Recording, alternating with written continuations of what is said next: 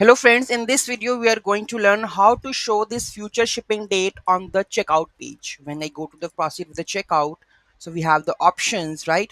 So here I want my product information. I would like to add here also the product future shipping date. So how am I going to add it?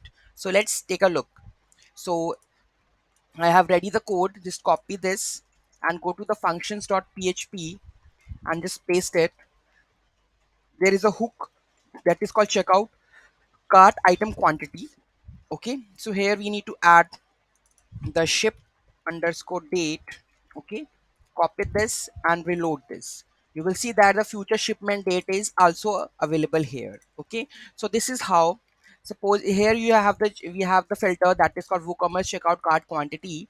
And what I did, I have the in this I get the variation cart. So you can there we have the cart item. I will get the variation ID. Okay, on the basis of it I will get the the date. Okay, if the cart item variation ID is greater than 0, if it exists, then I will what in this I have stored the, you can say, the future shipping date. So I just if it is not empty, then I will paste it over here in the shipping date. Okay, so this is how we can add any kind of custom variations in the checkout page. Okay, so you can show it over here. Okay, I hope you understand what we have done in this part. Okay, so if you have any query, any question, just let me know in the comment section. And to who haven't subscribed my channel, please do subscribe my channel. If this video worth it, then please do comment on the section.